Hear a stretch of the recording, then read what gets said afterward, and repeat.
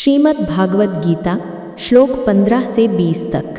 नमस्कार दोस्तों, आज हम श्रीमद् भागवत गीता के 15वें श्लोक से 20वें श्लोक तक का अध्ययन करेंगे।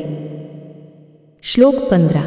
पांचजन्यम ऋषिकेशो देवदत्तं धनंजयः पौंड्रम दध्मौ महाशंखम भीमकर्मावृकोदरः। अनुवाद। भगवान श्री कृष्ण ने पांचजन्य शंख बजाया, अर्जुन ने देवदत्त और बलशाली भीम ने अपना भयंकर पौंड्र शंख बजाया। व्याख्या। यहाँ शंखनाद सिर्फ एक आवाज़ नहीं था, बल्कि यह धर्म युद्ध की उद्घोषणा थी। कृष्ण स्वयं शंख बजाकर संदेश देते हैं कि धर्म की रक्षा हेतु वे अर्जुन के सारथी बन गए हैं। जीवन की सीख। जब जीवन में संघर्ष आए तो ईश्वर पर विश्वास रखते हुए अपनी ताकत का उद्घोष करना जरूरी है। शंख का अर्थ है आत्मविश्वास। जैसे युद्धभूमि में पहली शंख बजा, वैसे ही हमें अपने जीवन के हर बड़े काम से पहले आत्मविश्वास और सकारात्मक ऊर्जा जगानी चाहिए। श्लोक 16। अनंत विजयम राजा कुंतीपुत्रो युधिष्ठिरः नकुलश्च सहदेवश्च सुघोषमणिपुष्पकौ। अनुवाद।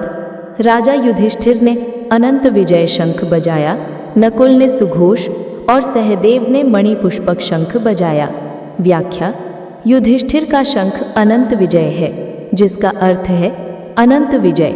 यह दर्शाता है कि धर्म की जीत सदा होती है, चाहे समय लगे। जीवन की सीख। धर्म की राह पर चलने वाले को देर से सही पर विजय निश्चित मिलती है। हमें अपने कार्यों में धैर्य और सत्यनिष्ठा रखनी चाहिए। छोटे भाई यानी नकुल सहदेव का शंख बताता है कि परिवार का हर सदस्य संघर्ष में साथ खड़ा हो। श्लोक 17। काश्यश्च परमेश्वासः शिखंडी च महारथः धृष्टद्युम्नो विराटश्च सात्यकिश्चापराजितः। अनुवाद। काशीराज, महारथी, शिखंडी, धृष्टद्युम्न, विराट और सात्यकी ने भी अपने अपने शंख बजाए। व्याख्या। यहाँ बताया जा रहा है कि पांडवों के साथ खड़े उनके सहयोगी योद्धा भी धर्म युद्ध में भागीदार हैं। जीवन की सीख। धर्म की लड़ाई केवल अकेले नहीं लड़ी जाती, अच्छे साथियों और सहयोगियों की जरूरत होती है। जीवन में सही संगति और अच्छे मित्र का महत्व है। श्लोक 18। ध्रुपदो द्रौपदेयाश्च सर्वशः पृथिवीपते सौभद्रश्चा महाबाहु शंखान दद्मुः पृथक पृथक।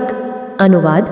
राजा द्रुपद, द्रौपदी के पुत्र और महान धनुर्धर अभिमन्यु ने भी अपने अपने शंख बजाए।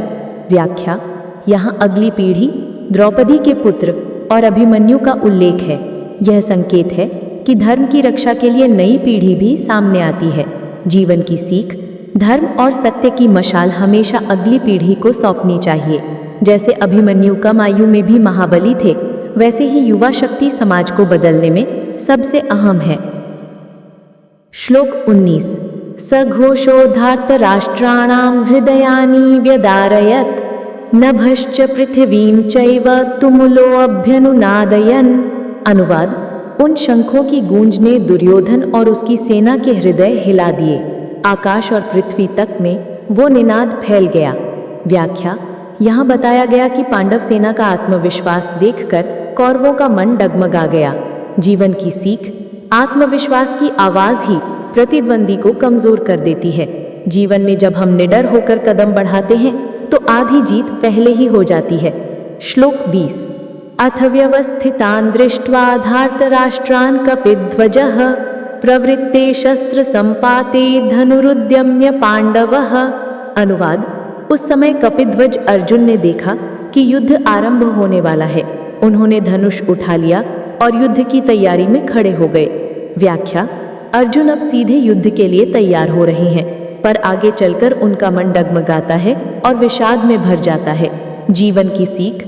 हर युद्ध से पहले इंसान का मन डगमगाता है, लेकिन जो व्यक्ति अपने कर्तव्य को पहचानता है वही महान बनता है। जीवन का हर संघर्ष पहले मन में जीता या हारा जाता है।